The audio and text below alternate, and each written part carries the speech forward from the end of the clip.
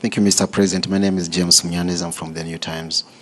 And I want also to go back to the issue of the region.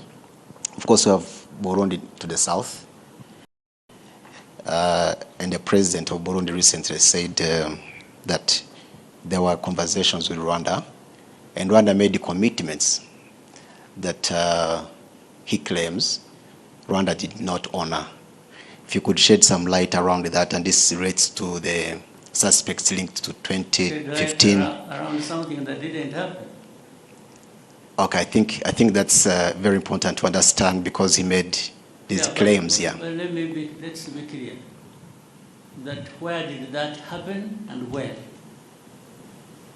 So from what you were saying, it sounded like there had been conversations between the two countries, bilateral engagements. When? What time? Because the time matters. I think that was not clear from what he said. So everything is not clear. Okay. Okay. I don't know how you can answer that. Yeah. Yeah. Yeah, because there is no commitment we ever made that we did not fulfill. Okay. Not with the president of Burundi, not with anybody.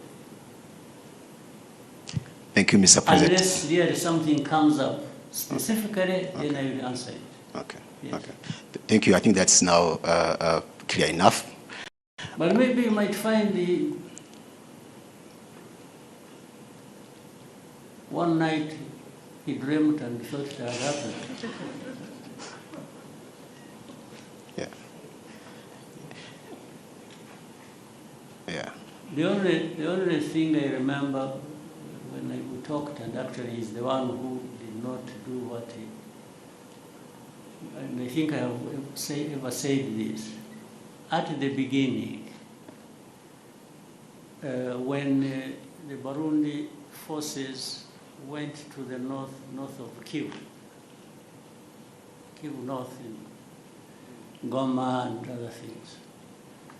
When we learned it, we learned about it through intelligence.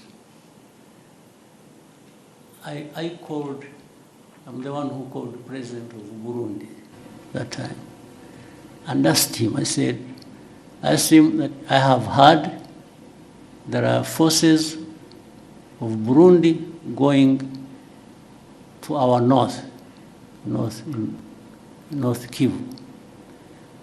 I said, why would you be, and I told him, I said, there have also been these accusations that Burundi, in a way, has been associated with this FDLR. Much earlier, before there had been some, we remember in Inyungwe area when there was, there were reports and there were incursions from Burundi, some group called this, they have some name. FLN? FLN. They were coming from there.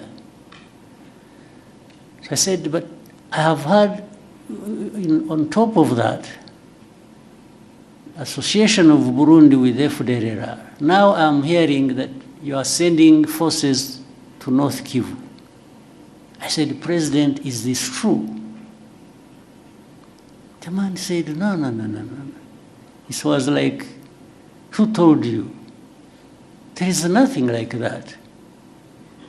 In fact, he insisted, he told me I should check, I should cross-check my information. That those people who just want to cause problems, must be people who told me lies, and so on and so forth. I said, President, I will take your word, much as I think the reports I received were credible. But I will take your word for it. I mean, a couple of weeks after, they were captured in the North Kivu. Yes, I had discussed it with him. So I don't tell lies like he did to me. I don't. So on that one, I don't know which meeting or commitment or whatever he's referring to. Yeah. Thank you, Mr. President, on that. Finally, if you may allow, recently there has been reports about a planned oil refinery by Dangote in the East African region, in Kenya specifically.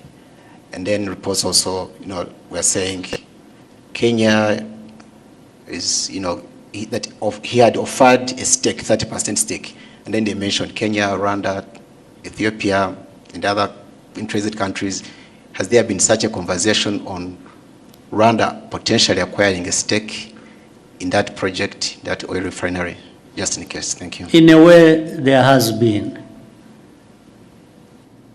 But it is too early to talk about the details, because I think it is work in progress. Things are still being thought out. But what I can say is that Rwanda would be very happy to be part of that kind of investment. Thank you, Excellency. I'll take another question. Yes, Miriam? Thank you.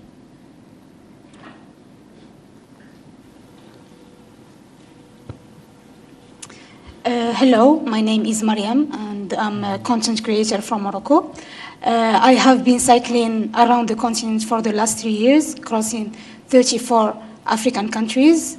And while traveling, I saw how... Congratulations. Thank you so much. And while cycling, I saw how much it was challenging and expensive to cross borders. And especially Rwanda. Rwanda was visa-free, so I was glad this I thought it was challenging in terms of mountains and... No, the physical challenge was easier than the borders crossing. Okay. Interesting. Yeah, so while crossing, I saw how this limits African connection with each others. Yeah. But we saw how Rwanda was example of African interaction and making it easier, like for African to cross the country or visit the country. Mm-hmm. And my question for Your Excellency, what's the example of the mindsets you can give, like, to African leaders to make it easier for Africans to connect and build opportunities together? Thank you. Right. Well, to begin with, I don't want even remotely to be perceived like I'm thinking for other people. I think for myself, and together with Rwandans, we think for ourselves. We can think together with others if they want so, if they invite us, if they think it is helpful. But we always want to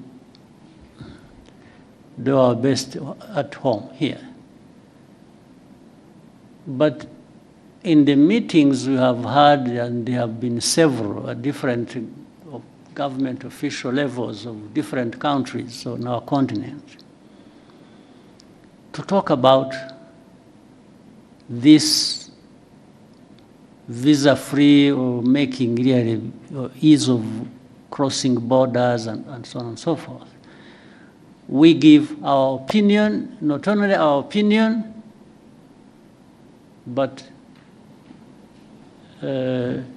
example of what we are doing for ourselves, so that other people either may, because what we are telling them, first we demonstrate that we have not encountered any serious problems by making it easy for people to cross our border, in or out. We just demonstrate that. We haven't found any problems. What we have discovered are only benefits. And that's what we share with the people. We tell them, for us, in our experience, we have discovered the benefits. And we tell our brothers and sisters, why wouldn't you want these benefits yourselves? But that's where we stop, because we can't do anything for anybody else. So, yeah, we keep doing what we think is best for us or even for the continent, that is within our means, and keep sharing it, and keep looking forward to working together with others in the continent to do really what is expected. That's the only thing we can do. Yeah. So otherwise, I mean, one of the benefits is that you can be there and tell the story. You didn't lose anything, we didn't lose anything. I think we gained that you were able to come to our country and do whatever you want to do, and you will leave when you want to leave, and you will come back sooner rather than later. And that's, so imagine if it was multiplied thousands or millions of times, the benefits the Africans would have in that. Thank you, Excellency. Shall we take a question from Yiramide, the front?